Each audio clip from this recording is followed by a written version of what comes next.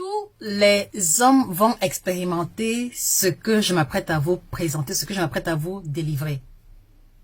Bouffée de chaleur au niveau du cou, au niveau du torse, au niveau du visage et quelquefois les cieux nocturnes. D'accord? La diminution de la libido. Un homme qui avant avait besoin de faire l'amour peut-être 5 fois par semaine. Aujourd'hui, il a envie peut-être une seule fois.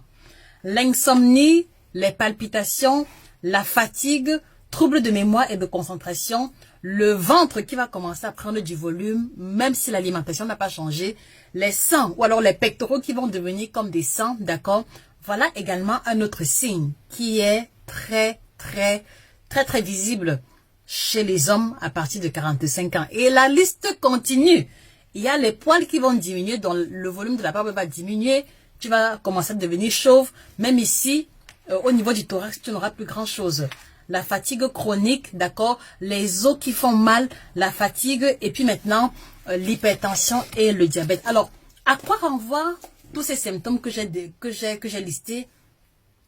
Ils renvoient simplement à l'andropause, ce qu'on va appeler l'équivalent entre guillemets de la ménopause chez les hommes. Donc oui, même les hommes sont victimes de la ménopause entre guillemets et cela s'appelle l'andropause.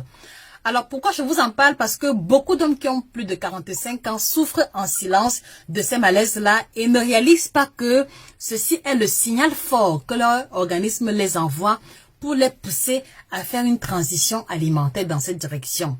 Donc, je vous ferai très prochainement une vidéo dans ce sens-là pour indiquer les classes alimentaires à privilégier quand on est victime de l'andropause. Mais déjà, dans un premier temps, je vous encourage à partager cette vidéo à un tonton, d'accord, à un collègue, à un papa, à un oncle ou une connaissance qui fait l'expérience de ces symptômes-là et qui ne se retrouve pas véritablement. Donc, ils doivent comprendre qu'ils sont à l'étape de l'andropause où il y a une modification hormonale, notamment la diminution de la testostérone. C'est pour ça justement que le zizi se lève moins souvent. C'est pour ça justement que même quand ça se lève, parfois ça retombe. Vous devez le savoir et faire les choix alimentaires stratégiques. Donc merci de vous abonner, merci de repartager la vidéo à tous les hommes pour que nos frères et sœurs africains soient conscients et sachent exactement prendre soin d'eux à partir de cette tranche d'âge-là.